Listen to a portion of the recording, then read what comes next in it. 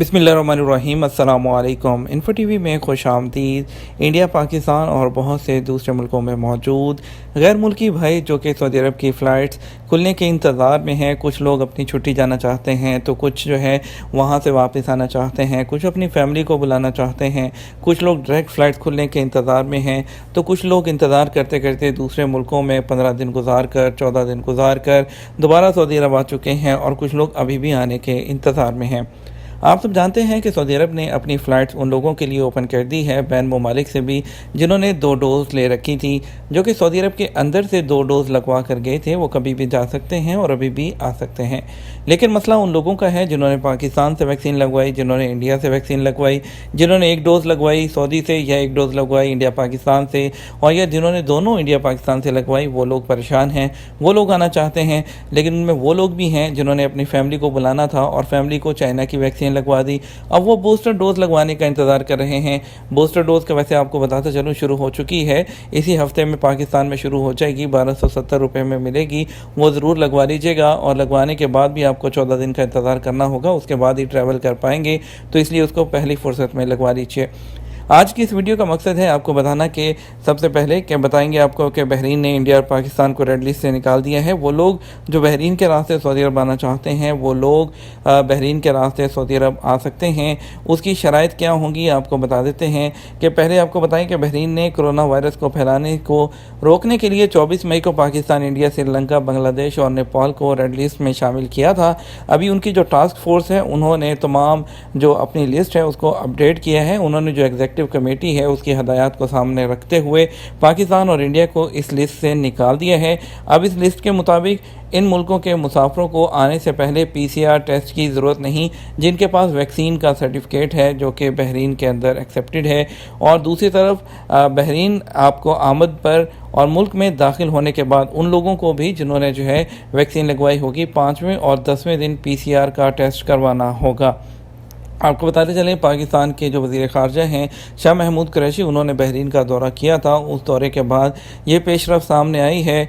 और दूसरी तरफ अगर बात करते हैं, वो लोग जो कि इंडिया और पाकिस्तान से 2 डोज़ लेने के बाद आ रहे हैं, वो एजेंट के चक्कर में फंस चुके हैं और टिकट के लिए जो है वो मारे मारे फिर रहे हैं। उन लोगों के लिए क्या होगा, आपको बताते चलें कि किसी भी एजेंट से या किसी भी दूसरे लोगों से टिकट ख़रीदने की ज़रूरत नहीं है। ऑनलाइन बेतहाशा टिकट अवेलेबल हैं। उसके लिए हम आपको जो है अपनी स्क्रीन पर लेके चलते हैं, आपको बताएंगे, उसके बारे में दिखाएंगे कहाँ से आप टिकट ले सकते हैं, कैसे ले सकते हैं। बिल्कुल भी महंगी टिकट मत खरीदिए, आप अपनी टिकट खुद बुक कर सकते हैं। हम आपको उसके लिए पहले स्क्रीन पर लेके चलते हैं, बाकी बातें बाद में करेंगे। चलिए, हम अपने जो है वो लैपटॉप की स्क्रीन पर आ चुके हैं। यहाँ पर आपको दिखाते हैं, हमने सऊदी एयरलाइन की ये वेबसाइट ओपन की है। यहाँ पर आपने saudiya.com पे जाना है और यहाँ पर हम सेलेक्ट कर लेते हैं लाहौर से जद्दा। ये मैंने सेलेक्ट करके ऑलरेडी चेक किया है, इसको आपको दिखा देता हूँ। 5 तारीख मैंने यहाँ पर सेलेक्ट की है, 5 सितंबर की, और इसको मैं ओके करता हूँ। कंटिन्यू करेंगे, देखेंगे कौन सी टिकट्स आ रही हैं। देखिए 4 तारीख में टिकट आ रही है, अभी 5 में थोड़ी देर पहले शो कर रहा था, अभी सारी सेल हो गई हैं। आप देखिए 4 तारीख में 1575 रियाल की टिकट आ रही है वन वे लाहौर से जद्दा के लिए। 6 में भी वही प्राइस में आ रही है, 1555 में आ रही है, बल्कि कम में आ रही है। फिर 1575 की 7 में आ रही है, देखें 8 में भी आ रही है। हर दिन टिकट अवेलेबल है, आप एजेंट के चक्कर में क्यों जाएंगे वहाँ पर। देखिए 1555 हर डेट में, हर दिन में जो है वो टिकट अवेलेबल है।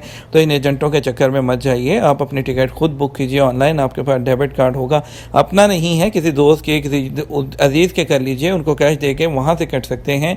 लेकिन ये एजेंटों को इतना पैसा लुटाने से बेहतर है आप अपनी टिकट खुद ऑनलाइन बुक करें। हाँ, इंडिया के लिए थोड़ा सा प्रॉब्लम है कि इंडिया की जब फ़्लाइट्स हैं वो शो नहीं कर रहा ऑनलाइन, उनकी टिकट मिलना बहुत जो है वो मुश्किल है। हाँ, थर्ड पार्टी से इंडिया की टिकट मिल रही है, बट वो बहुत महंगी है। वन वे टिकट 4 से 5 हज़ार रियाल तक की भी आ रही है। हम दिल्ली से जद्दा यहाँ पर सर्च करके अगर देखते हैं सऊदी एयरलाइन में, तो यहाँ पर इंडिया के लिए जो है फ़्लाइट्स अभी नहीं दिखा रहा। इंडिया के लिए अभी फ़्लाइट्स मिलना बहुत मुश्किल है। जो फ़्लाइट्स मिल रही हैं वो बहुत महंगी हैं, 4 से 5 हज़ार रियाल तक की भी जो है वो फ़्लाइट मिल रही है। अगर हम यहाँ से दिल्ली टू जद्दा अगर हम फ़्लाइट देखते हैं तो आपको मैं दिखाता हूँ, यहाँ पर बहुत महंगी टिकट आ रही हैं, 4 से 5 हज़ार रियाल तक की भी टिकट यहाँ पर दिखाते हैं।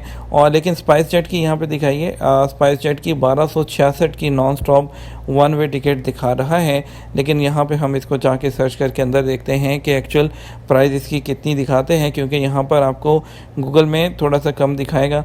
देखिए स्पाइस जेट की फ़्लाइट आ रही है दिल्ली से जद्दा 1266 रियाल की, और ये राउंड ट्रिप दिखा रहा है यहाँ पर। और हम इसको अगर चेंज करें तो ओवरनाइट स्टे है, और स्टे तो बहुत ज़्यादा है। ये देखिए स्पाइस जेट की भी 1490 में भी टिकट इसकी अवेलेबल है, यहाँ पर दिखा रहा है। और लेकिन अगर आप देखेंगे स्पाइस जेट वगैरह की आपको सस्ती मिल जाएगी। अगर आप एमिरेट्स की या दूसरी कतर एयरवेज़ की या दूसरी बड़ी एयरलाइन की तरफ जाएंगे तो वो आपको जो है वो यहाँ पर बहुत महंगी मिलेंगी, इसलिए आप बेटर है स्पाइस जेट वगैरह की टिकट ले लीजिए।